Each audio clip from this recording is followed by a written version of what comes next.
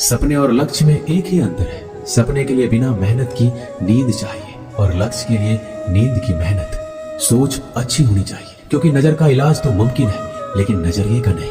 आप स्वयं को अच्छा बना लीजिए, दुनिया से एक बुरा इंसान कम हो जाएगा।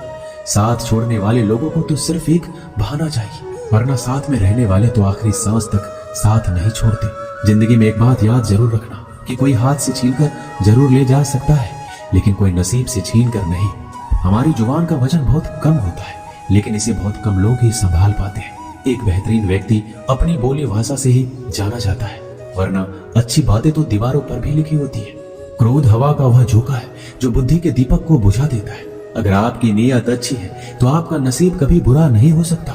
टूटी कलम और दूसरों से जलन खुद का भाग्य लिखने नहीं देती। काम का आलस, पैसों का लालच इंसान को कभी महान बनने नहीं देता। दुनिया में सब चीज मिल सकती है लेकिन इंसान को कभी अपनी गलती नहीं मिलती।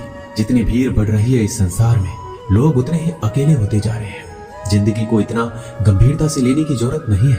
यहाँ से जिंदा बचकर कोई नहीं जाएगा। लोगों की कमाई छोटी या बड़ी हो सकती है लेकिन रोटी का आकार सभी घरों में एक जैसा होता है। इंसान की चाहत है कि उड़ने को पंख मिले और परिंदे सोचते हैं कि रहने को घर मिले। कर्मों से पहचान होती है इंसानों की। महंगे कपड़े तो पुतले भी पहनते हैं दुकानों में। आदमी को खुद की नजरों में सही होना चाहिए, वरना दुनिया तो भगवान से भी दुखी है। इस संसार में कोई किसी का हमदर्द नहीं होता। लाश शमशान में रखकर अपने ही लोग पूछते हैं कि कितना वक्त लगेगा। असंभव शब्द का प्रयोग केवल कायर लोग ही करते हैं। बहादुर और बुद्धिमान लोग अपना मार्ग स्वयं बनाते हैं। कमजोर व्यक्ति से दुश्मनी ज्यादा खतरनाक होती है क्योंकि वह उस समय हमला करता है जिसकी आप कल्पना भी नहीं कर सकते। एक अच्छे चरित्र का निर्माण हजारों बार ठोकर खाने के बाद ही होता है। अपना जीवन एक लक्ष्य पर निर्धारित करो, अपने पूरे शरीर को उस एक लक्ष्य से भर दो और हर दूसरे विचार को अपनी जिंदगी से निकाल दो। यही सफलता की कुंजी है। किसी दिन जब आपके सामने कोई समस्या ना आए तो आप सुनिश्चित हो सकते हैं कि आप गलत मार्ग पर चल रहे हैं। जिंदगी का रास्ता बना बनाया नहीं मिलता, स्वयं को बनाना पड़ता है। जिसने जैसा मार्ग बनाया उसे वैसे ही मंजिल मिलती है। ब्रह्मांड की सारी शक्तियां पहले से हमारी हैं। वो हम ही हैं जो अपनी आंखों पर हाथ रख लेते हैं और फिर रोते हैं कि कितना अंधकार है। एक नायक बनो और सदैव कहो मुझे कोई डर नहीं। उठो, जागो और तब तक नहीं रुको जब तक लक्ष्य ना प्राप्त हो जाए। संभव की सीमा जानने का केवल एक ही तरीका है, असंभव से भी आगे निकल जाना। जीवन में ज्यादा रिश्ते होना जरूरी नहीं है, पर जो रिश्ते हैं उसमें जीवन होना जरूरी है। जितना बड़ा संघर्ष होगा जीत उतनी ही बड़ी होगी। दिन में एक बार आप स्वयं से बात करें, अन्यथा आप एक बेहतरीन इंसान से मिलने के मौके को चूक जाएंगे। दुनिया मजाक करे या तिरस्कार, उसकी परवाह किए बिना मनुष्य को अपना कर्तव्य करते रहना चाहिए।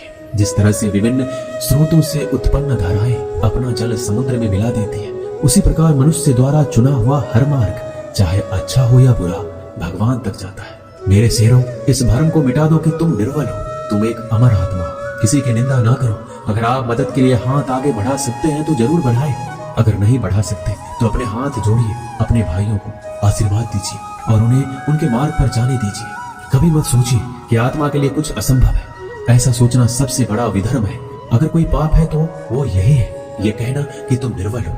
अगर धन दूसरों की भलाई में मदद करे तो इसका कुछ मूल्य है, अन्यथा ये सिर्फ बुराई का एक ढेर है और उससे जितनी जल्दी छुटकारा मिल जाए उतना बेहतर है।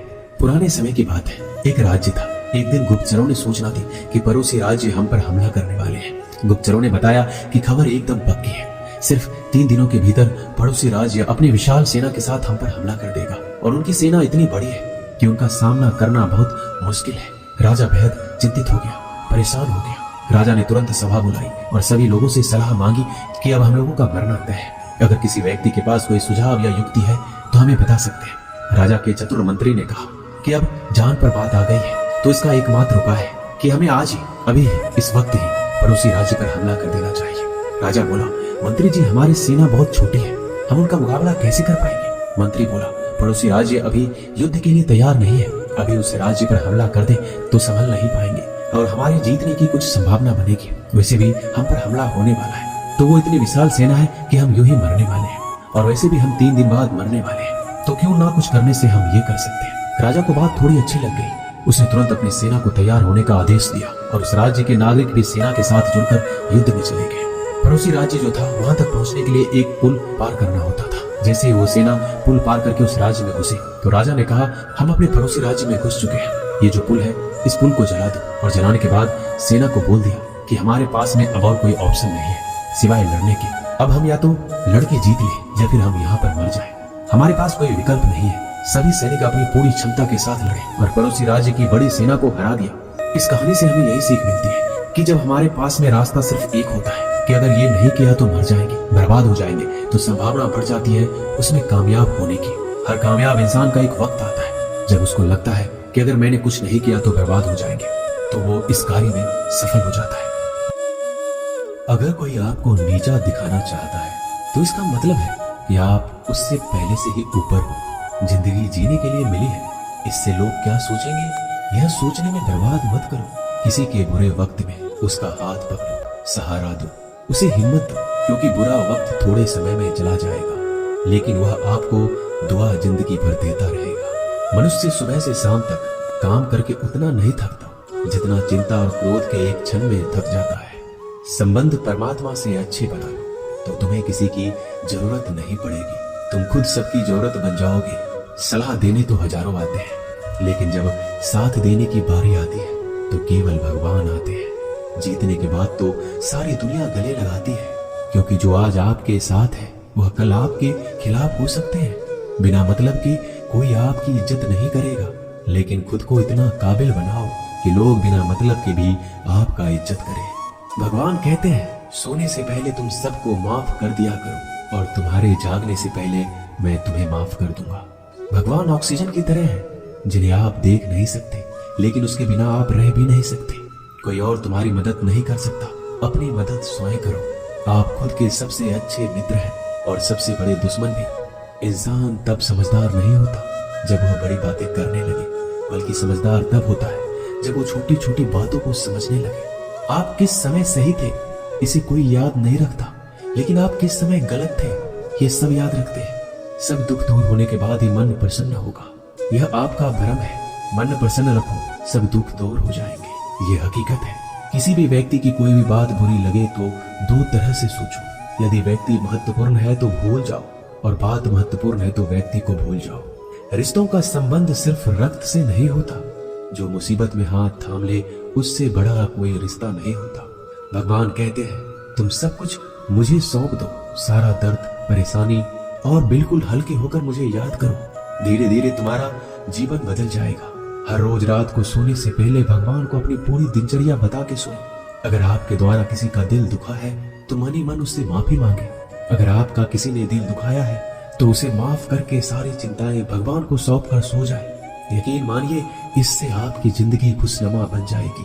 क्रोध बोला हुआ एक शब्द इतना जहरीला हो सकता है कि आपकी हजार प्यारी बातों को एक मिनट में नष्ट कर सकता है। सबको हंसाना लेकिन किसी पर भी हंसना मत। सबके दुख बांटना लेकिन किसी को दुखी मत करना। सबकी राह में दीप जलाना लेकिन किसी का दिल जलाना मत। यही जीवन की रीत है, जैसा बोओगे वैसा ही पाओगे। दुआएं और प्रार्थनाएं असंभव को भी संभव बना देती है। ईश्वर को ना हमारे तन की जरूरत है ना धन की, उसको तो बस पवित्र मन की जरूरत है। इसलिए वो हमें कुछ भी छोड़ने के लिए नहीं कहता, बस कहता है, बच्चे मन से विकार छोड़ो, गंदे विचार छोड़ो। जो आने वाला है वो हमेशा गुजरे हुए कल से बेहतर होगा।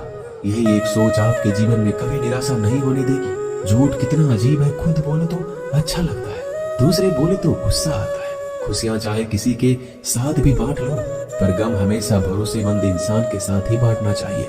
जीवन में समय चाहे जैसा हो, परिवार के साथ रहो तो सुख बढ़ जाता है, दुख हो तो बढ़ जाता है। सच्चा मित्र वही है जो उस समय में भी आपके साथ खड़ा हो जब सारी दुनिया आपके खिलाफ हो। आपके पास जितना भी है उसके लिए बार बार दिल से धन्यवाद कहे, हर वक्त कहे। यकीन मानिए, जितना भी है वो जल्दी कई गुना हो जाएगा। प्रार्थनाएं और ध्यान इंसान के लिए बहुत जरूरी है, क्योंकि प्रार्थना में भगवान आपकी बात सुनते हैं और ध्यान में आप भगवान की बात सुनते हैं। श्री कृष्ण से कितना कुछ छूटा, पहले माँ छूटी, फिर पिता छूटे, फिर जो नंद किशोर मिले वो भी छूटे, संग साथी छूटे, राधा भी छूटी, गोकुल छूटा, फिर मथुरा छूटा। श्री कृष्ण से जीवन भर कुछ न कुछ छूटता ही रहा। नहीं छूटा तो वो था देवत्व, मुस्कान और सकारात्मकता। जय श्री कृष्णा।